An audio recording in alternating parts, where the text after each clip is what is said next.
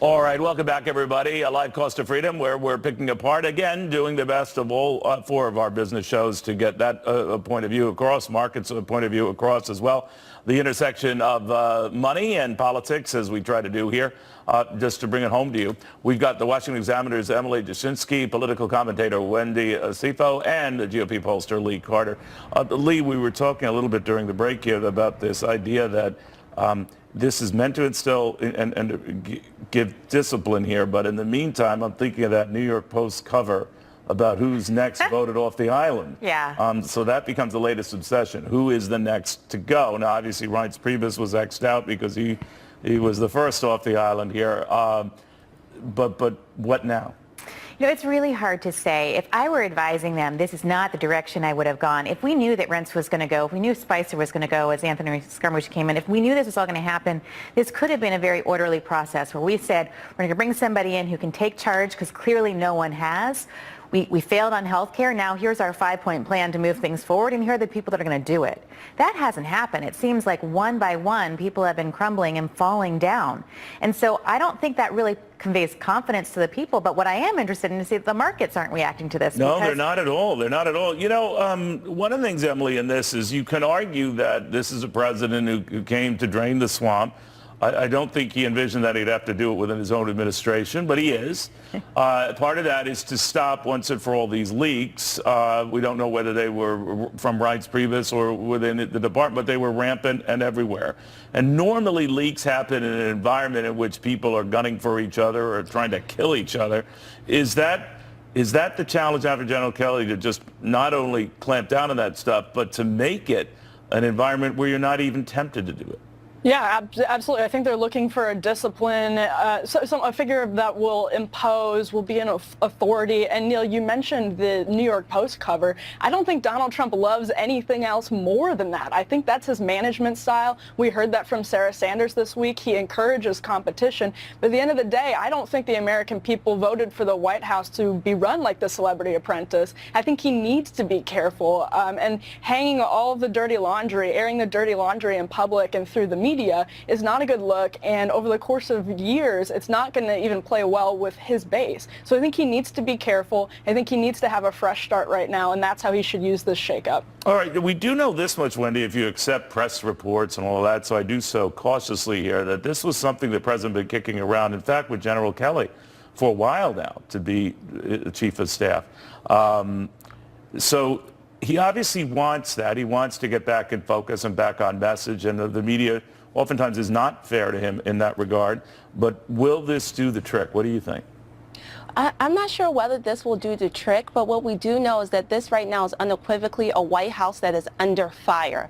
If we were to say that the impetus to fire Priebus was because of the lack of legislative wins, we know that that's not true, right? That's not the case here. What do you think precipitated this, by the way? Lee and I were chatting about this. Was it the Scaramucci dust-up that brought it all into focus, or was this well telegraphed?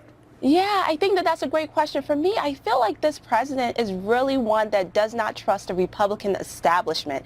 If you look, the 3 RNC politicals that were once in office are no longer there. Katie Walsh, the former deputy chief of staff, that's right, Spicer, and now Priebus. And I think that when we look at 2018 down the line, this is going to really hurt him. So he has to be mindful of how he's playing this game, because right now it looks like he's directly attacking the establishment. Well, that might not hurt him. It might not hurt him, but I think what he was expecting when he put these people in place is that they were going to help him with the establishment, not hurt him. And I think or when that they're the seeing, establishment would help deliver the goods. Exactly. I think he thought that this was going to be the mediator between him and the establishment, and it hasn't happened. I think he was really disappointed. He's frustrated, and I think all his tweets today reflect that. I mean, these are tweeting on message, absolutely, I should point out. And Emily, one of the things with the tweets, the consistent theme is we'll be rifling through some of these. There are about 6 of them today, but they're very much on topic about how you get over this 60-vote filibuster thing, that it's hurting Republicans. They should just have a simple majority. Now, the dirty little secret in reality is that this skinny, repeal measure failed with a simple majority. So it doesn't always go. But the president is obviously impatient with a process that the establishment sort of dumped on him. So he's frustrated, right?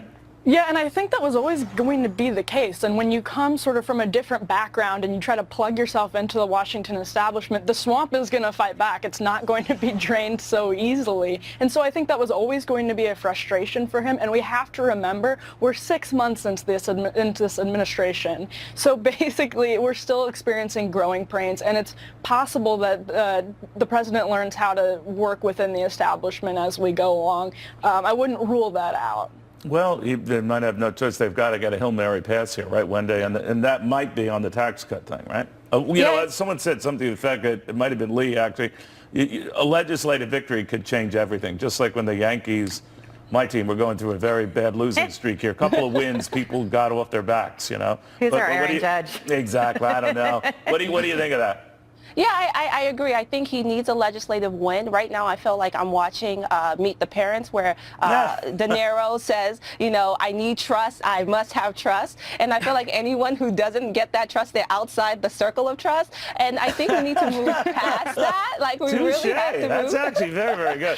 Thank you. Thank you. But how do you do that, Lee? I mean, that's easier said than done. And I can understand the president's frustration. He came from outside the system. He has to work within it.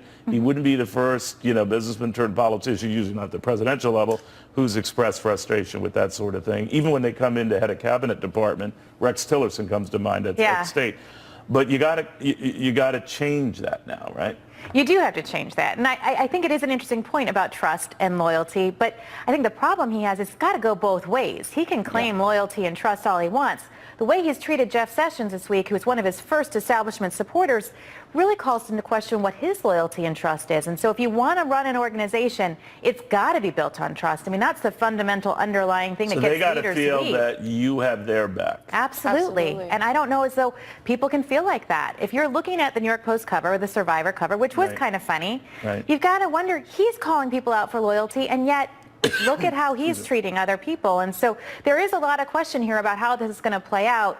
A true leader, you know he's got your back. Well, if John Kelly can be John Kelly and his pedigree background and all he's been through and losing his son in battle, I mean, he just screams gravitas. Absolutely. That might be enough right there. If that's not a call to order, I don't know what else is. You are exactly right. Ladies, thank you all very